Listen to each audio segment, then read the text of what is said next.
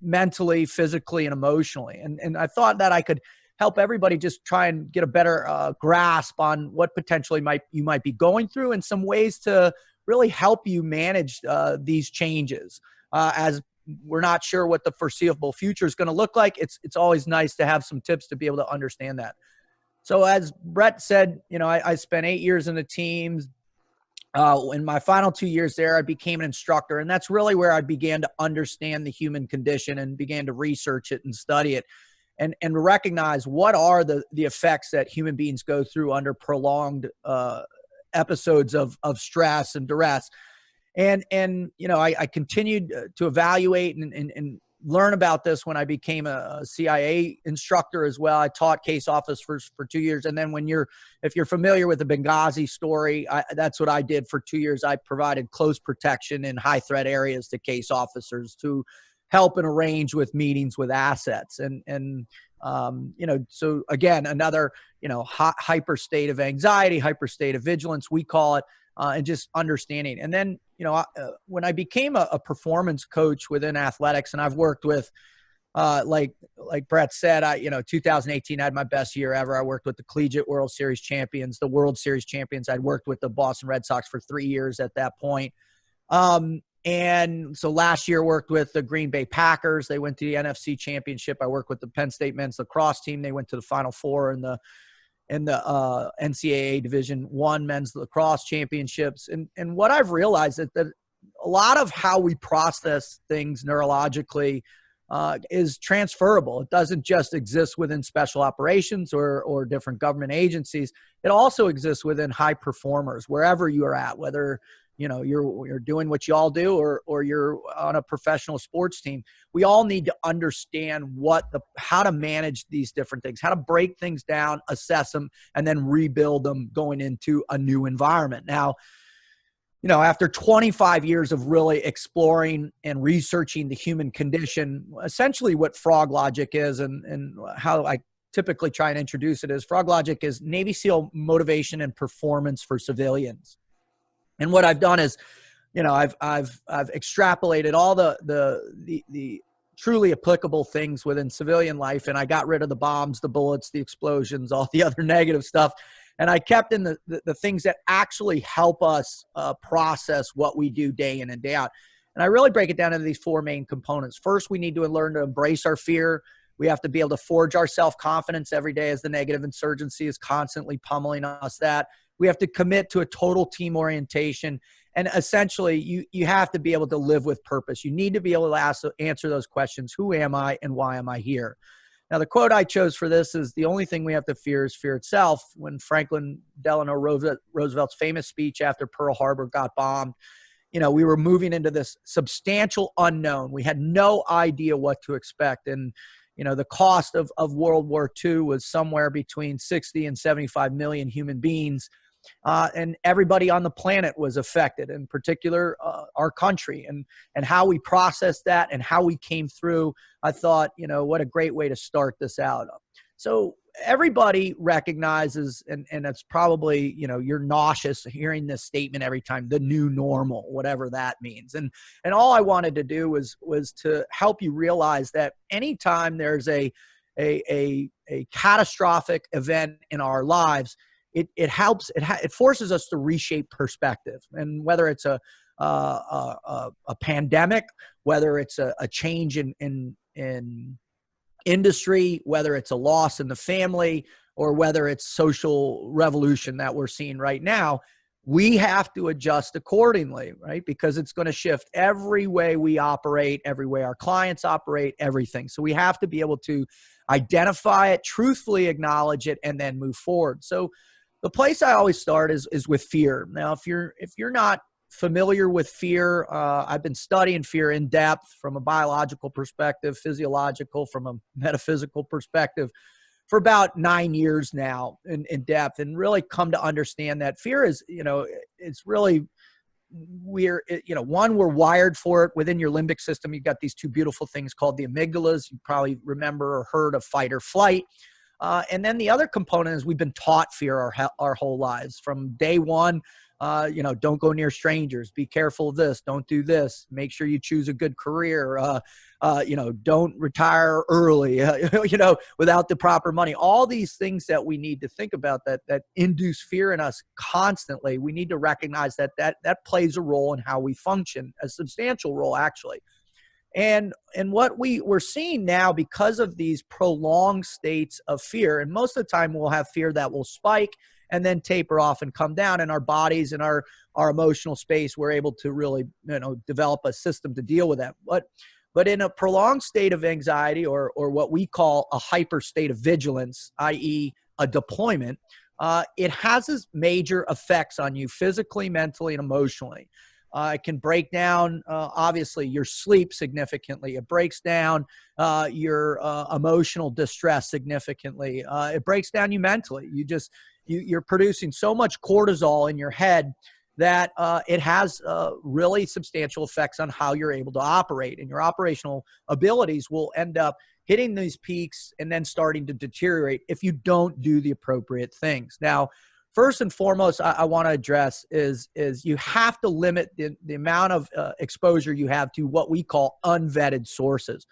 I've got a friend of mine, a brilliant guy, runs one of the largest intelligence newsletters in the country called the Cipher Brief. He's a former Green Beret. He ran the classified projects group at Blackwater when I was there for a long time. A really brilliant guy.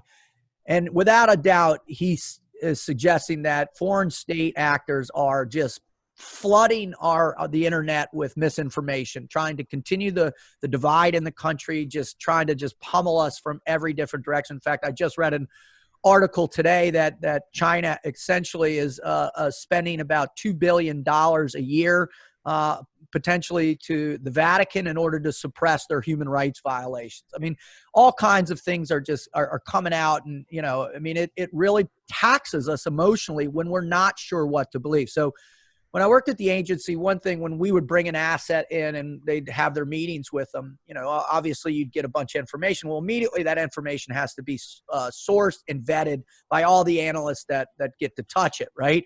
In order to genuinely make sure that this is the truth. And I know everybody out there is frustrated with seeing fake news or whatever you want to call it.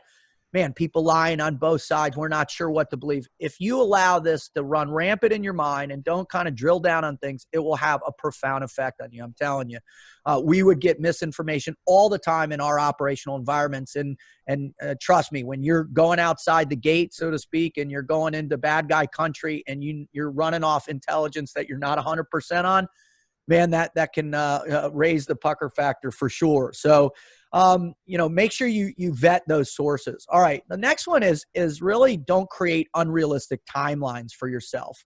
We see this all the time towards the end of our deployments, where you'll be operating we used to deploy for 6 months at a time. Regular military will deploy for a year at a time. But you start to get within that time where you're going home, and people's emotional stability is affected. Their focus is shifted. They're really starting to think about getting home and seeing their families. And then all of a sudden, our deployments get extended, and they're just mentally shot after that because they had invested so much in that one particular drop dead time. And then when it doesn't happen, their adjustment period to go back to that operational mindset, that to being able to sustain those high level of hypervigilance, it affects dramatically. So be careful with adhering to guidelines like, all right, this fall, everything's going to be good to go. Or this winter, we're going to have another outbreak, or whatever it might be. Be very careful to allow yourself to implement those kinds of really timelines that are outside of anybody's control. All right. The other is you got to realize that confined spaces really will affect our attitude. So if you started feeling a little punchy while you're quarantined, or you're still feeling the effects of that, you got to realize that when you're in closed spaces, there's a sensation of isolation that begins to overwhelm us. We lose perspective. We lose some of those social cues that we become attuned to, integrating with people day in and day out. So don't be afraid to acknowledge that, hey, man, I've been locked down. Maybe I'm a little, I've been dealing with this hyper anxiety or this hypervigilance for so long. Maybe I need to reset myself. So be conscientious. And the way I begin to do that initially when it comes to fear, if I'm going through an incredibly stressful environment, or I'm dealing with something with my children or family members, man, I do this every day. I get up before I even have my feet on the ground. I say a little prayer. I'm grateful for, I still have my health. My family's healthy. Unfortunately, we haven't been stricken with COVID in a negative way yet. And just to recognize, man, I still have what I have and the things and the people I love most. So just anchor your day, or bookend your days with that kind of mentality, and it'll have an amazing effect just to be able to prolong this type of hyper state of anxiety. All right. The other one is to really improve stress resiliency. And what we've researched really in particular over the last 20 years, because if you're not familiar, this is the first time in American history that we have been in a sustained combat experience, right? Since 9/11. No other time have special operations been operating this long, this late in the war on terror. And I have some friends that are getting ready to retire. We call them, they came in right after 9/11. They'll be retiring next year. And these people, some of them, my friends who are at the Tier 1 or SEAL Team 6, I have one friend who has over 1,000 combat missions. So when you start to think about that, 1,000 combat missions, and most of that time they've spent probably 16 years over at SEAL Team 6, when you start to imagine, that many combat missions under that much duress, man, you have to be proactive on battling that type of resiliency, that buildup, if you will. And what we have found, hands down, undeniably, the number one way to deal with this stuff is through physical activity. It just helps your body decompress. It helps your body get out all the anxiety. It helps your body process all the negative residual chemicals that your brain's producing. It's just the deal. So what we recommend during these times is daily now for 30 minutes, right? At a minimum, just to get that heart rate up over 125, 130, to be able to get that sweating, to be able to pump out all, whether or not you're drinking 1 glass or 10 glasses of wine at night, whatever it might be, you got to purge that system. You got to get going. You have to do the physical activity. The other one we found is that you have to have a schedule. When you live in some template of ambiguity, it's, that can have an effect on us. We are, by nature and by habit, we like schedules. We like to adhere to those schedules. We like to know what's coming up. So don't be afraid to set a baseline schedule. Get up at the same day every time. Have your breakfast or lunch and dinner at similar times. Schedule your calls for the same. Really try and implement some type of regularity that you might be somewhat similar to what you used to be able to do. And that really helps improve resiliency as well. The other one is through sporadic positive priming throughout the day. Where we first started to realize this was back in the late 50s and 60s. Olympic athletes started to engage in these visualization drills. And what they would do is they would imagine their events, and they would walk through their entire events from, even hours before leading up and all the way through. And I do this with all my athletes right now. In particular, the tennis players I work with. I've been working with the USTA for about 5 years now.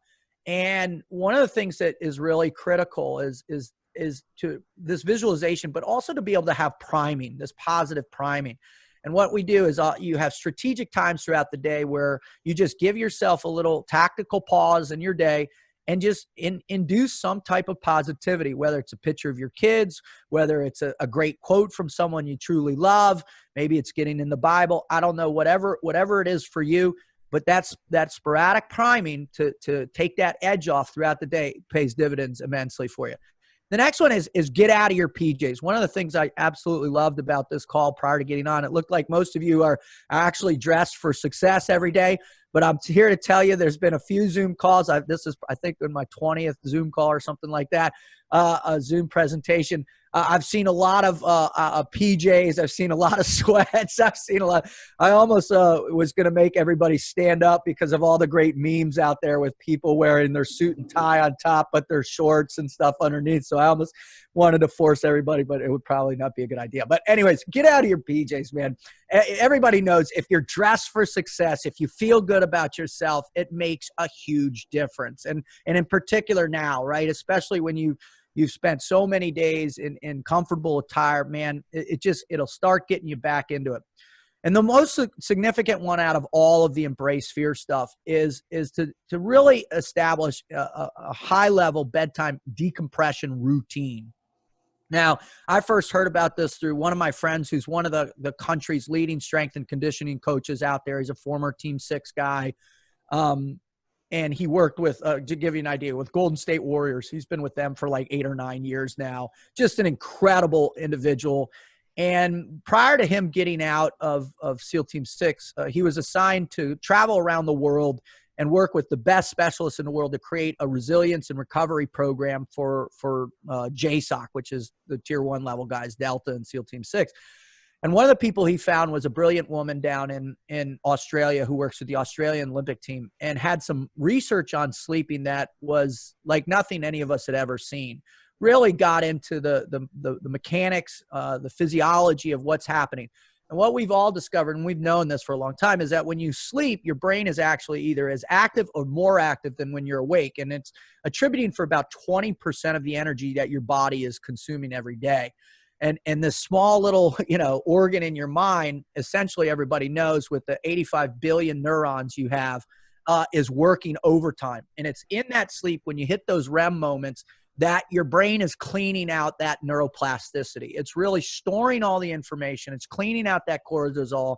It's really enhancing your ability to come back the next day and get in the fight. Now, most people I talk to have never even set up a routine. They don't even know what that looks like. And so to give you an idea what my routine looks like, we invested a little bit of money last fall in a 3-person infrared sauna we have in our garage. So we'll go out there, we'll sit in there for 30 minutes.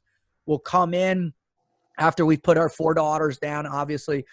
Come in, we take a shower, we stretch a little bit more, we have a simple debrief, we go through the day, we get into bed, maybe my fiance reads or I'll read, or we'll watch a show, but we don't watch too long.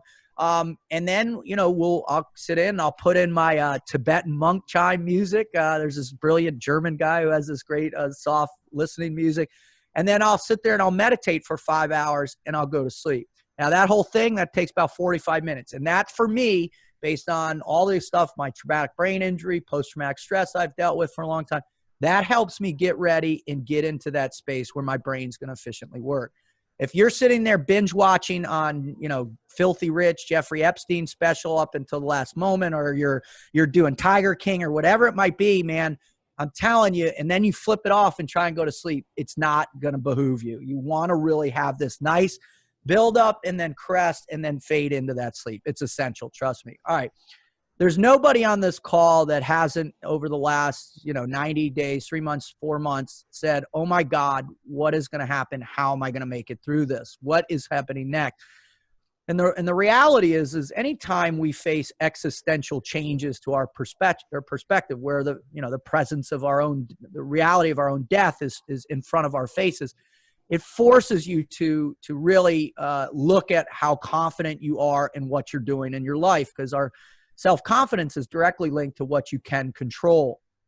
Now, in order to gain control of that self-confidence and keep it from regressing any further than it has, one of the things you got to do first is gain control of the truth that the truth to be real. And the way we do that initially is by the proper management of your time. Every coaching guy out on the planet, or woman, or whoever, consultant, they're all going to start with, how good's your time management? What are you doing that's taking care of not only work, but your life, your family members, everything else, and yourself? Well, now's the opportunity to really begin to manage those things effectively, because that's what you can control. You can control the amount of time you're going to give to people in this predicament. So don't be afraid to do that. The other one is, we found overseas on these deployments, is it's critical to be able to set a specific space for decompression and or deconfliction. All right. Now, from the decompression perspective, you've got to imagine when you live in a forward operating base in bad guy country, and there's a risk of every night you might be overrun or rocketed or mortared. Man, it's a little stressful. And then every time you leave the gates, there's a high probability you might either get blown up, you might be sniped, you might be shot with ambushed by 100 Taliban fighters.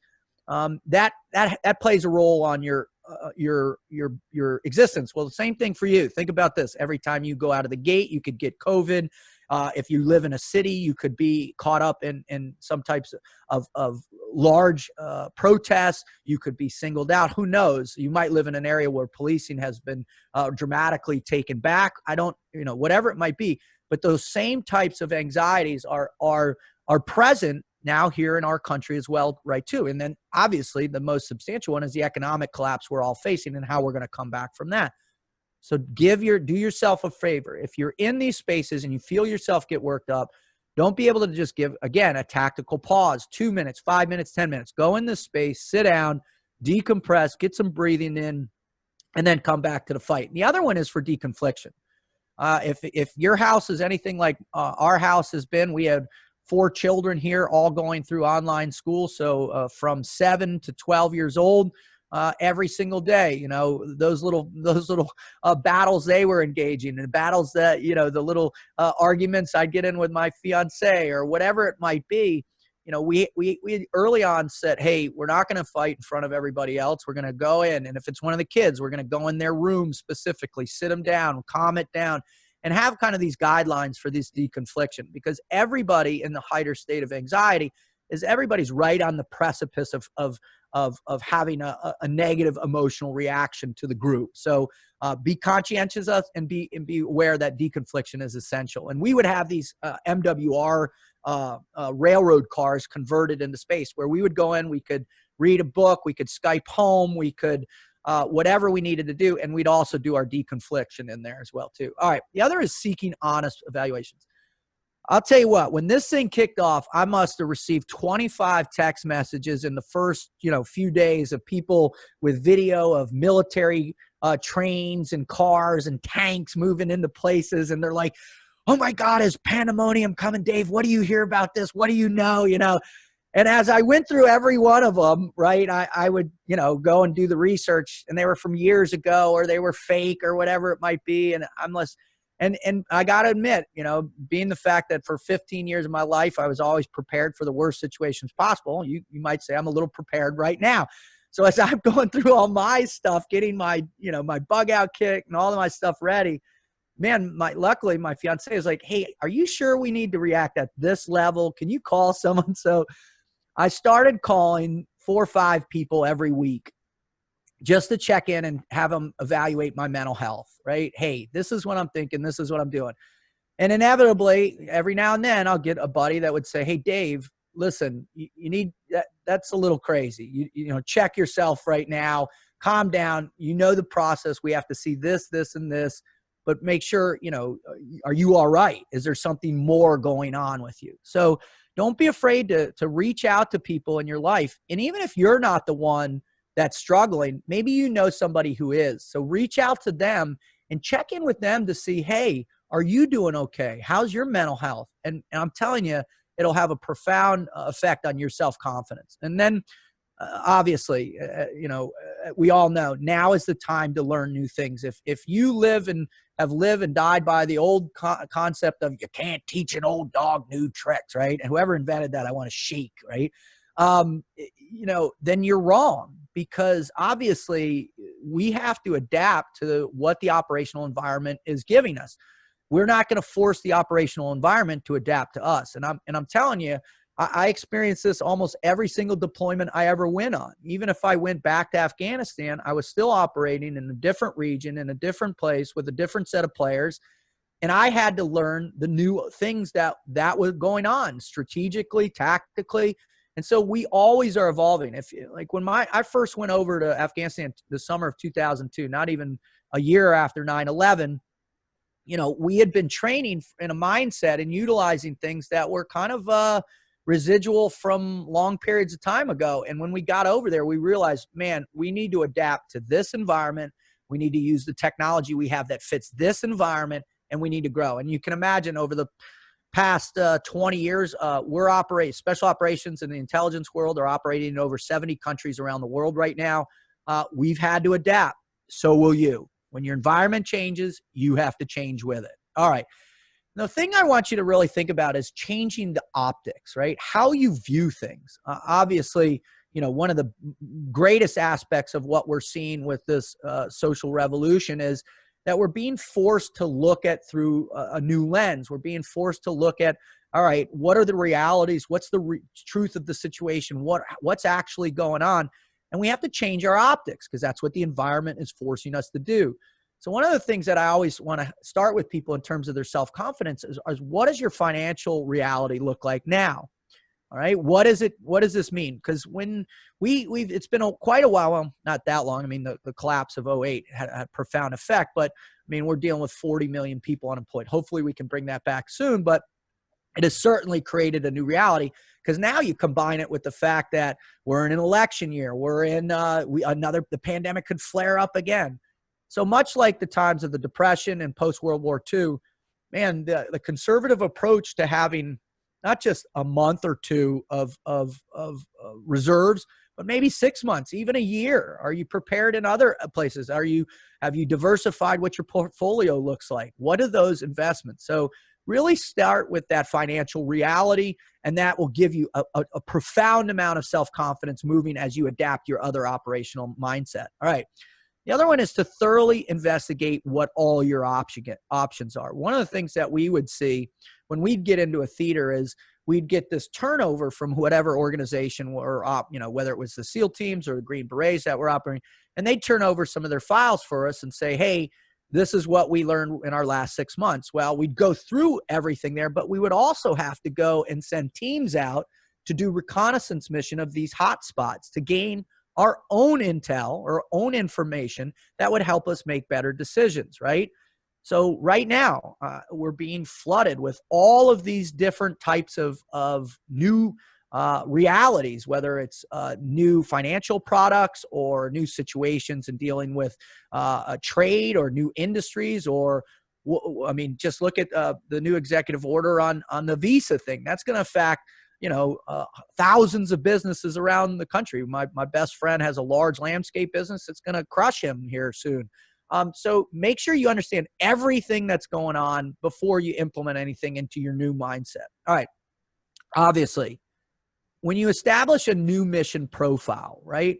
Essentially what you're doing is you're not changing what you are or what you do, but you definitely need to change how you do it, right? And that's what establishing a new mission. And going back to that, when we would hit a different operational environment, if let's say you spend 3 years operating in Iraq, and then, your next deployment after that, you're going to Africa, man, it's a whole new mindset, whole new players, whole new social things to deal with, new intel process. So when you establish a new mission, this new pathway, this new chart back, and I use charting terms, a sailor, obviously, think about that. Hey, the route you're going to get back to this financial health or to this client health or bringing on new business, it's going to look different. So don't be afraid to evaluate things a little bit differently. All right. The one thing, though, I will tell you, you're going to have a tendency when you're operating in a new environment is you're going to want to kind of limit the contingency plans you're dealing with, the what ifs. What if this happens? Can we keep doing this? Well, what if this changes? What if this? And I used to work with our junior officers when I was an instructor in the SEAL teams, saying, because they would bring all of their post or past military history into it, and they'd want to address things the way Grant would and at the battle of whatever, right? And I would say, and hold, let's just take it easy. All right, contingency plans are essential, and we break our missions down into five different phases. And what we try and do within each phase is limit our contingencies to 2 or 3. Now, what this means is, let's say we enter in a helicopter. We insert, we get out, and as soon as the helicopter, we start taking effective fire, maybe we take a casualty. The contingency is, well, how many casualties can we take before it becomes a no-go criteria for the mission? And we do so all the way along till we get to actions on the objective and then to where we're exfilling and extracting from that location. So as you put contingency plans in, which are essential, don't burden yourself. Don't create paralysis by what-ifing things to death. And the last one is just by the nature of what we're engaged in this very minute, technology is essential. You want to know what's essential moving forward? Not only gyms and hair and barbers and all the other thing, but I'll tell you what's essential, technology. So if you're not busting your butt right now to become an expert on Zoom meetings, on WebExes, on LinkedIn, on direct messaging, on making sure that your emails or whatever technology that your organization is providing and producing for your clients, if you're not mastering that in your spare time right now, then you're already behind. And I'm here to tell you that your competition is mastering it right now. There's not a single call I'm doing right now. I'm working with a large financial company, or no, I mean a technology company out of San Francisco that's worldwide, and I'm helping them with their mid-level management development and training, and technology is at the forefront of what they're focusing on. I'm also working with a Fortune 500 company that deals in the automotive industry. Same thing. We're looking at their training and how important is technology now? How can they get outside of the showrooms, reach their client that hasn't even left their couch while they're doing the searches on their phones, right? All right, technology. You got to get on board. All right, the next one is, hey, we can't do this alone. Everybody knows this, right? By far.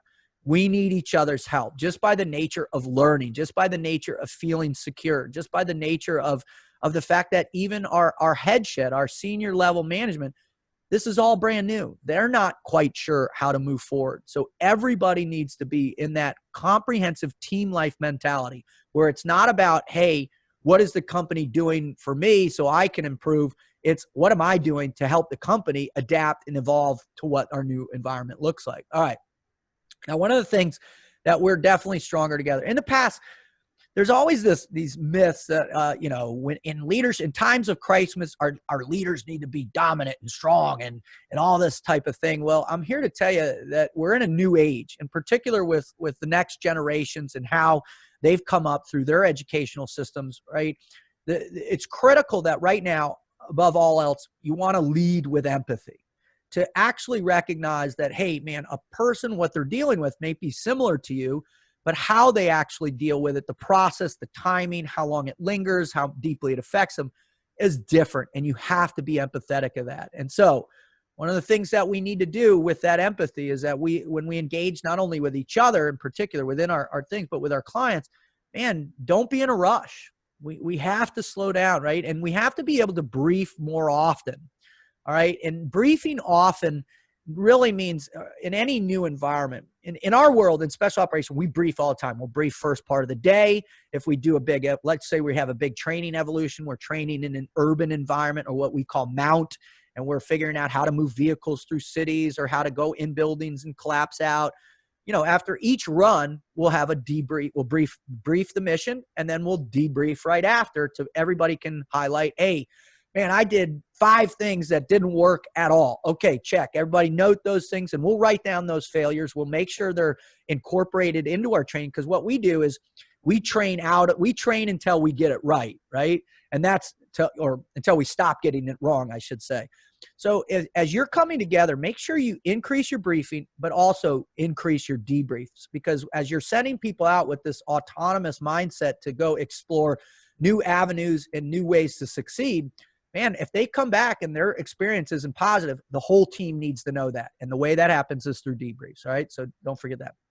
The other aspect we're saying is, as your team is giving people some greater autonomy, you're saying, all right, I don't know what to do. You go figure it out and then come back, report to us. Make sure as you're evolving and you're learning these new skill sets that are going to enhance the team operational mindset, become a teacher at it, become a trainer. We always hear about these consultants and people that it's train the trainer.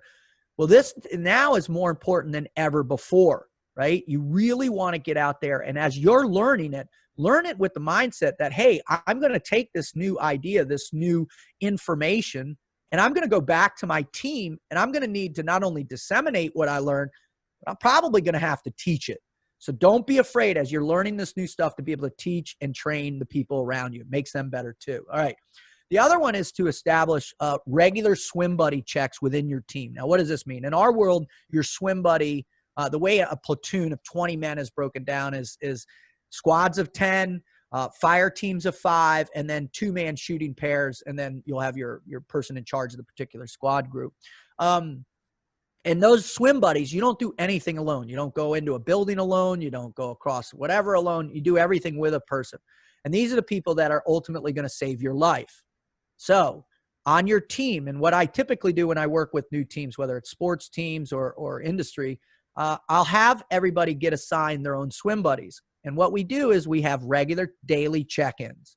And this is as easy as a text. It's as easy as a 2-minute phone call at the beginning and the end, or the end of the day. How you doing? Do you need any help? Are you frustrated? Can I help you with anything? Is there a way I can help you navigate this? By just knowing that regularity is there and your swim buddy is going to be there for you no matter what, huge amount of self-confidence and really brings the team cohesiveness together in a tight way.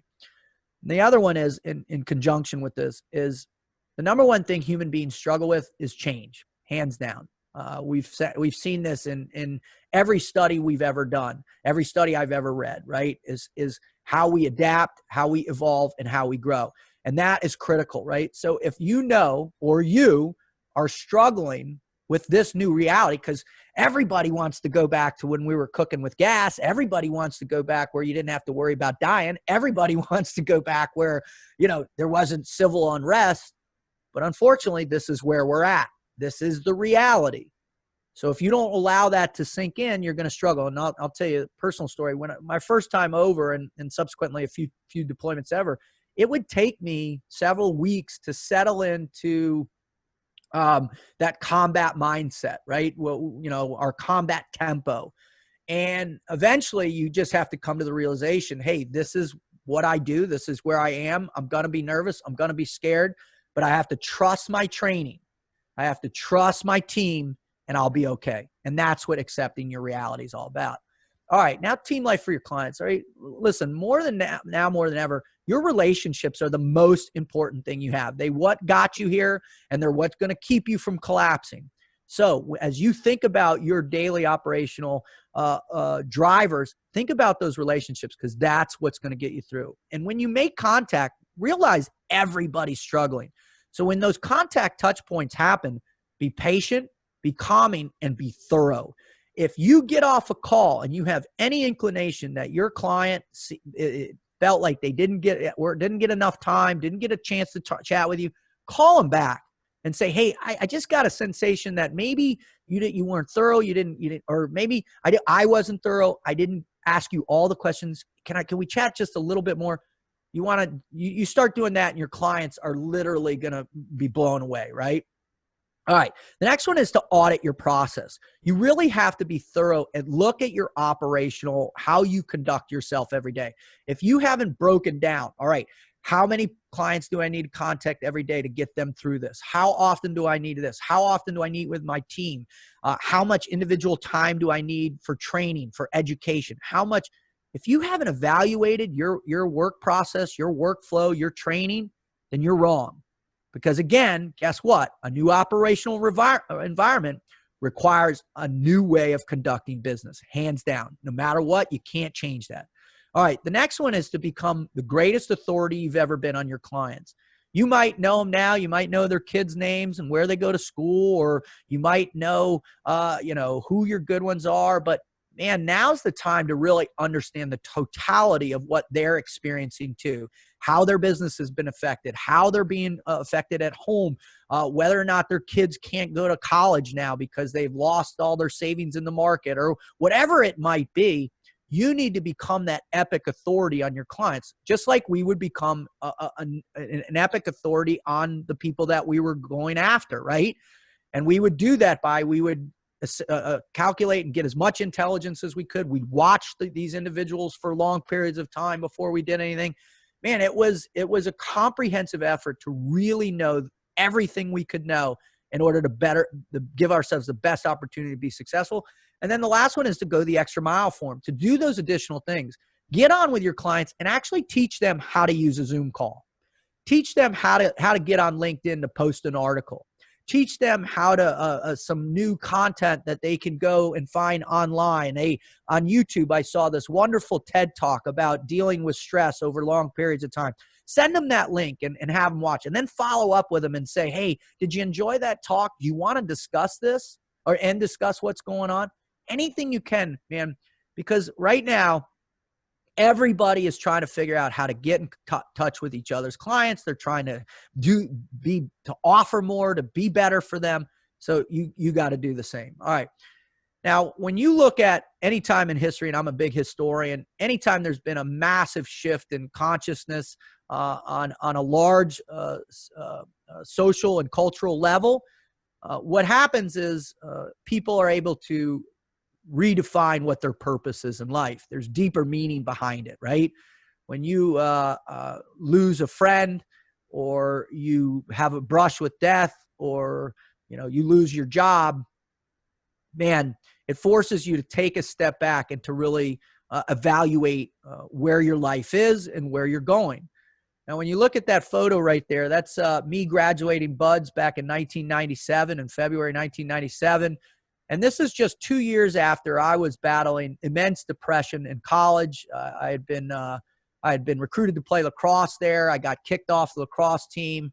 I was failing out of school. I was battling challenges with drugs and alcohol. I had suicidal inclinations just 2 years before this picture. And what happened is that I had lost my purpose and meaning in life. And fortunately, in kind of a brilliant kind of God moment for me, in April of 1995, I decided to change my life and establish a greater and new purpose for me, to serve others ahead of myself. And that's when I dropped out. I joined the Navy, and I became a Navy SEAL. Now, that pathway is very simple because it's laid out every step of the way. But when I give my Live with Purpose speech and do my training with that, I always ask, what's your purpose? And people inevitably come back to me and they, I want to be a great person. Check, Raj. I want to be a great parent. Check, Raj. I want to be run a great business. Check, Raj.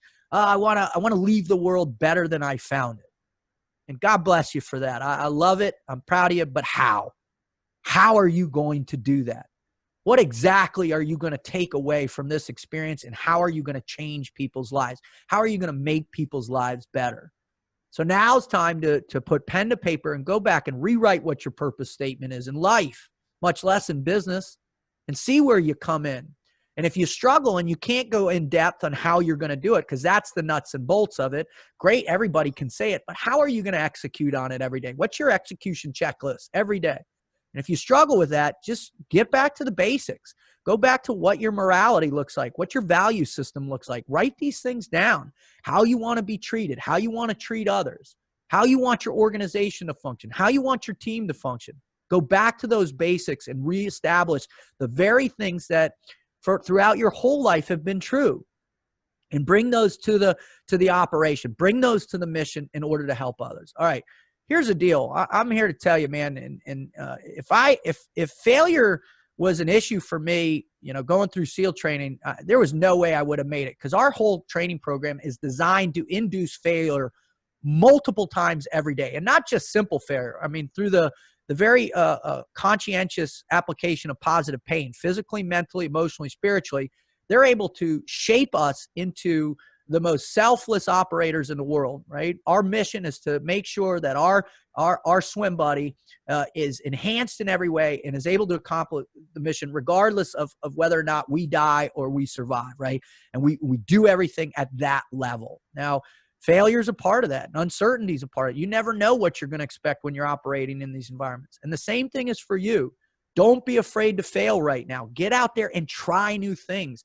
And don't let the uncertainty of the future get you down, right? Just look back at all the times in your life where you did fail. Look back at those hard traumas you've experienced. Look back at those times, those lessons that were the hardest lessons you ever learned. And I do this with all my private coaching clients. I sit down and I say, what are the hardest lessons you've ever learned? What are the greatest failures? Now let's dig into those. What are the things that got you through it? Who are the people? And what are the mindset that you use to climb out of that abyss, out of that sensation of utter and complete failure in order to climb through? Because all those are applicable today. You just have to adapt them to the new environment. All right. What you see here is tomorrow is a new day. You're going to wake up tomorrow. You've got your opposable thumbs, God bless, and you're going to take a deep breath, and you're surrounded by these people who care about you and love you, man. So it's a new day. So, and you don't know what it's going to bring. When you look at that photo, that's in 2018. That was the last time I worked with the Sox. That's me on the first baseline, coking and joking with JD Martinez, having fun right there. And you would ask me in that picture, If you had asked me that picture before, hey, do you think in 20 years plus you're going to be standing on a first baseline at Fenway? I would have said, you're out of your mind. Are you kidding me? There's no way. But look, there I am. And I was able to take this mindset that I once had as an operator and everything I learned within that and shift it to fit a new opportunity, a new desire to be able to help people. And the way I did that was by really focusing on building deeper trust and rapport with the people that have meaning in my life, with my clients, with my family members, with my teammates that have been struggling immensely, right? That's what life is about. And if you don't believe me, there's a brilliant study that Harvard conducted. It was the longest social science experiment of its kind, over 75 years. This group of psychologists followed a graduating class for Harvard, a bunch of inner city Bostonians, and then eventually their spouses and their offspring, and essentially followed their lives 2 questionnaires a year for 70 plus years. And they found the number one most substantial thing about life is our relationships. So you want to get healthy, build on those relationships. All right. This one is to create a definitive and simple map forward for your clients or for your family members. If you know people are struggling, don't be afraid to actually draw, write, put together a PowerPoint, a keynote. Just show them a pathway forward. We are visual people. A picture speaks 1,000 words. So if you notice somebody that has meaning in your life struggling, create the map forward for them. And the last one and the most critical one, I'm going to here to tell you, and this is in every aspect of every training I've ever gone through myself or I've conducted with other people, whether mentoring young men or training athletes or working with whoever. The number one thing we all need more in our life is honesty, right? We need to gain an honest perspective on what our pains are, right? This is critical. And the problem is that we have a propensity for lying. And don't just believe me. There's another brilliant guy, University of Pennsylvania, an Israeli psychologist. There's a great Netflix documentary about lying that he did. And we all lie. We lie every day. We lie every day to protect each other. We don't tell the full truth. We have grand Machiavellian lies where we are trying to get ahead of people unfairly or whatever. But the number one place that everyone has found that we lie the most is to ourselves in our own head. So please, if you want to improve, if you want to be better prepared for this difficult space and time in your life, be honest about what your limits are. Be honest about what you actually know. Be honest about what you need to gain control of and train out. Be honest with yourselves. And if you're not sure how to do that, again, dial into a swim buddy or person that, whatever that cares about you and test yourself. Test your knowledge, test your abilities, test your mental health, test yourself. There's a million platforms in the world out there that allow us to gain greater insight on where we are, what our true abilities are, and what we need to do to improve. Because I'm here to tell you that if you accept the pain and you understand that the pathway of pain is part of our life, you start being honest with that, man, that's when the general growth begins. And that's where we're truly able to answer these age-old questions of who am I and why am I here? I just want to thank you all so much. I really appreciate it, your time. Let's open it up for some questions. If you've got a question, just go ahead and type it over there, and I'll see it, and I'll be happy to answer. And you can ask anything you want about training, about anything.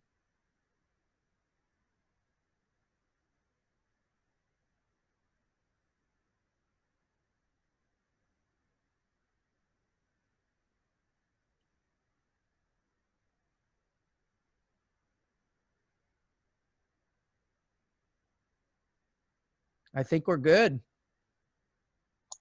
I have a question. Yes, ma'am. With all the turmoil that's going on in our country and our cities today, I feel quite helpless. Mm-hmm. How do I deal with the stress, the anger, the frustration, the heartbreak, the fear for our country, our morals, our purpose, our culture?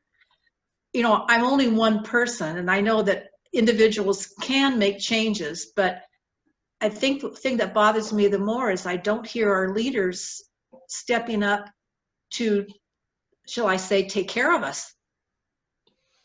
What's going on? What can we do? So the first, it's a great question. And by the way, I'm dealing with this with a bunch of different people right now, right? Including myself, right? As a guy that's gone overseas and, you know, fought for the flag and for the country and what it represents, you know, I'm stressed as well too. And I've been doing a lot of podcasts about this. I interviewed an African-American, a friend of mine who's an Army sniper, to just talk about what he's experienced. And then I've done several shows dealing with police officers and what they have to deal with as police officers, their resiliency programs. So I appreciate everything you're doing. One of what you're going through, one of the things that we first have to recognize is that, all right, there is something going on, right? There is a reaction. And so there's that genuine reaction of people that are feeling what they're feeling. And so what I would recommend in that is to contact some of those people, maybe friends of yours that you know, friends that you can have a legitimate conversation with, and just try and better understand what the plight is, so we don't address the entirety. Because what happens in any type of social unrest, right? Different players come in, they hijack different components of it, and then they ultimately try and negate the positivity that's evolving from it, right? The challenge with what we're in is that it's an election year. It's a big election year. It's a presidential election year. So within that structure, the more divisiveness, the more conflict that's ensuing is better for politics. It's better for those shifts. There's nothing we can do in that except voting. What I will say to you, though, is be confident in America. If you go back and you look at the historical challenges we faced in tough times, this is not the first time we're facing this. This is, you know, if you go back to the '68 riots post Martin Luther King's assassination, there were 13 cities that were literally just burning to the ground. When you look at the fact that, you know, New York City is, you know, what they've gone through has been dramatic, and I've got a bunch of buddies on the force there. It's still not burning to the ground, right? When you look at these other areas, protests have started to slow down. Most of the protests are peaceful. You know, when you get a couple 100,000 people in the streets of Los Angeles and Sunset Strip doesn't burn down, that's a pretty good indication that, all right, there's the bad actors within this are somewhat controlled. But again, it's still, you know, we have to let this play out because there is an unrest. There is a sensation that people are being oppressed unnecessarily. There is this impression of systemic racism. And regardless of what side you're on, it's got to play out. What I try and suggest to people is really look at your own micro subculture. Look at your community. Try and understand how your community is being affected, how your friends and family are being affected, and then open up discussions. Because one of the things that, you know, it cracks me up is, you know, you go to family dinners or you go over to a friend's house and it's like no religion, no politics. And I don't understand. Have we really gotten to the place with the people who you love and respect most where you can't have an open discussion about these things?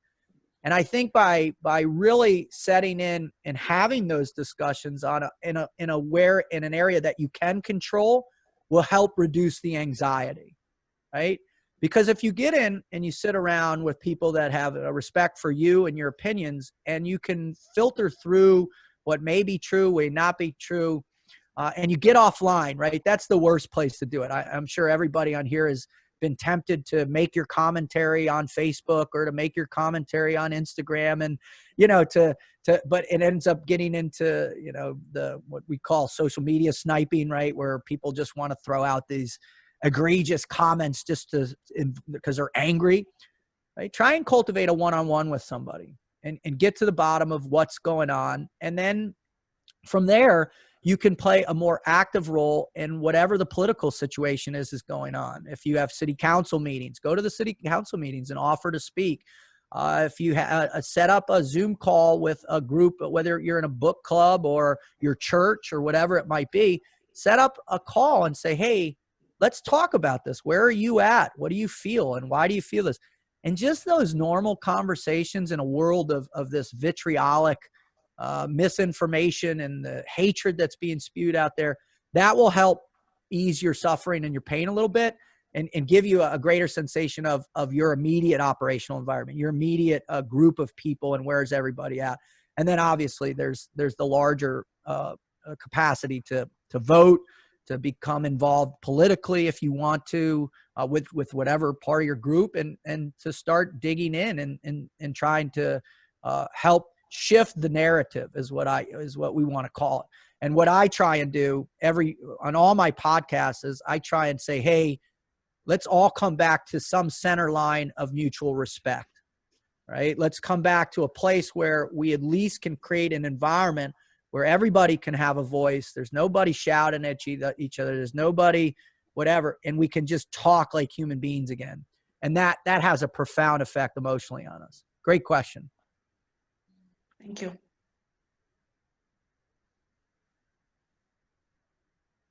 Exceptional comparison to COVID, deploying training. Thank you. You talked about, all right, here's one. You talked about adapting to the new reality.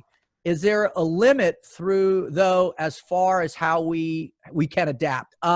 Yes, there is. There's a concept within performance called performance threshold, all right? One of the things that we've found is, I guess the best way to acknowledge it is, all right, my whole life I played football. I was I lived and died 15 years. I went to 4 or 5 quarterback camps a summer. That was my thing. That's all I wanted. I threw 500 footballs a day. I lived, eat, slept, dreamed football. And my goal was to go to a Division I program. Unfortunately, coming out of a prep school year in Connecticut, I didn't get any D1 offers.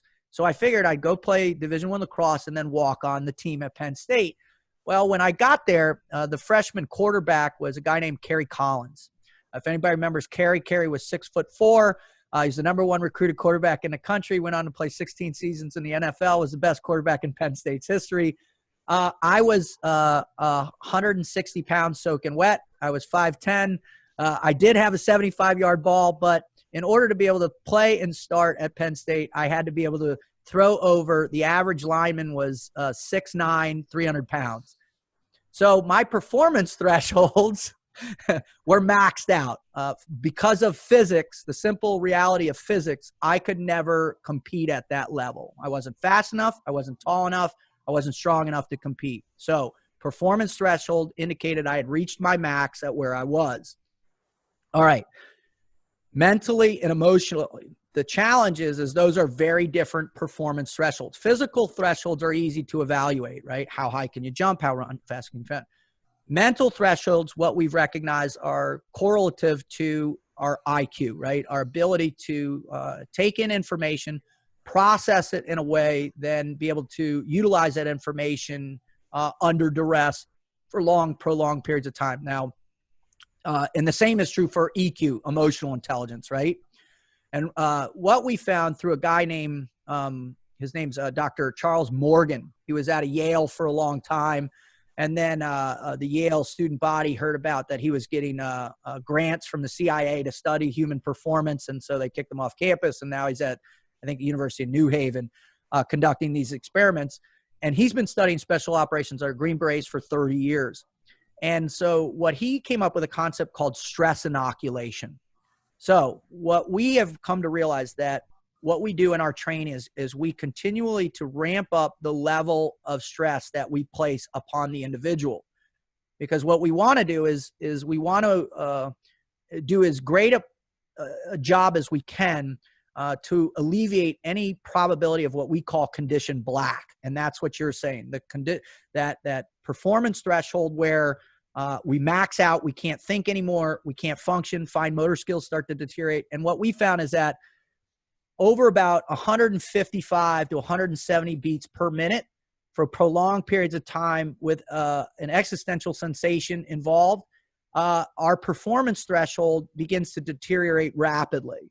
to where people can't make cognitive decisions, their traditional behavioral habits become impaired, as well as any type of emotional reactivity to that. Because what we want to do is drive down emotional intelligence and pick up that moral ambiguity in order to be able to go and do the job we're being asked to do.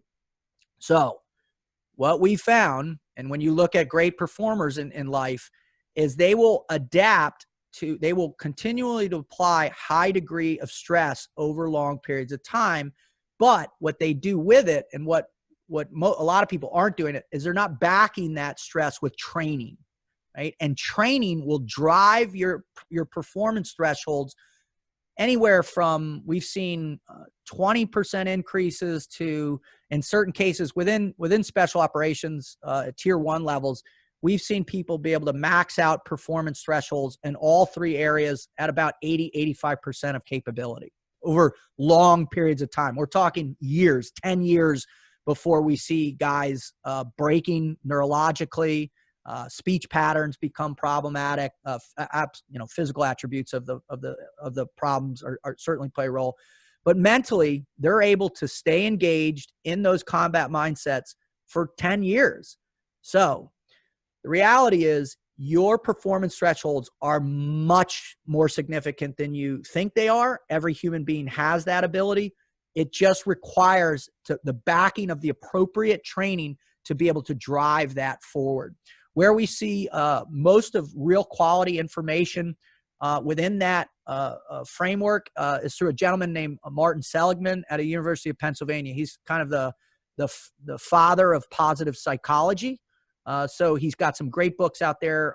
If you go to YouTube, if everybody knows how to go to YouTube, and you type in Harvard positive psychology course, there's a guy, an Israeli psychologist who was one of Martin Seligman's proteges, that teaches an entire 36 lectures at Harvard. It became the #1 attended class at Harvard in just under 5 years. It went from like 100 students to 1,800 students. It became the most attended class in Harvard's history. And you can just listen to these lectures. And within there is all the science to help you increase your stress inoculation, as well as your mental health ability to drive your performance threshold. So that's a great place to start. So yes, everybody has a much greater ability to endure this type of thing long term. I mean, just look at the Peloponnesian Wars, right? The Peloponnesian Wars lasted 27 years between Sparta and Athens, right? Look at the Depression. Look at, the Vietnam from 58 to 75, right? So we do have the ability. We just you need the appropriate training to go with it. All right. How do you assess level of risk for any situation to believe pros overcome cons? For example, we wanted to attend daughter's elopement wedding in coming weeks, but not wild about Southwest area travel with flights, hotel, car. All right. That's a great specific question, and there's nothing better that I love than specific questions, right? All right. So first thing I would do within travel is, one, I would begin to evaluate protocols and travel. And my brother and his partner runs a large fashion group called the Collective Group. He runs 3 high-end women's fashion brands. So they live in LA and New York. And they had been they had been in LA straight for the last 3 months. Well, now they're going back and forth to New York. And on their trip to New York, went on a flight. All the precautions, mask wearing, all the temperature stuff, all that they felt very comfortable with. And also my brother is HIV positive. So he has huge concerns of virus access, all that. Felt very comfortable. Airports were good. He said, no problem. For you, what I would do is talk to people who've traveled, see what their experience was. Then what I would do is evaluate the area you're going. I would really dig into the science of what COVID case numbers look like, what ICU beds look like, how their ICU bed, whether or not they're at max capacity, lower capacities. I would look at if you have any pre-existing healthcare conditions. I would look at whether or not you fall into high risk within COVID. And then what I would also do is consult with your doctor, consult with anybody you know that has similar health concerns, see if they've traveled, what they've done, and really just what we always do is we'll write out all of our major concerns, and then we'll address each component, and then throw a couple, like I said, contingency plans within it. I will tell you this, based on all the research that I've done and what those risk levels are and what they look like. My parents are 75 years old. We live in Southeast Florida. We thought we were going to be hit harder than any other place in the country because we have such a high level of retirement communities. But what happened is we felt that and what has happened is we haven't been hit. Our quarantine, we feel, worked great, but we also, now it's starting to come out, there's a belief that the temperatures play a role, all these different factors. So go line item by line item based on what your concerns. And like I said, try and vet information that affects your ability to make that operational decision with factual hard data. However, you always come to the point where it's inherently dangerous, right? It's dangerous. It's dangerous being on the road still. It's dangerous flying still. It's dangerous being around other people still. We just live in a space where danger is just a part of our consciousness. And by answering these questions, what you can do is again, I go back to that concept of stress inoculation. By at least having that information, it'll give you that better sensation of this is worth the risk. And I'm here to tell you, I was supposed to be in France last week getting married to my fiance, but we had to cancel that wedding. One, because we didn't want to put the deposit down on this place we were going to go and then not be able to utilize it.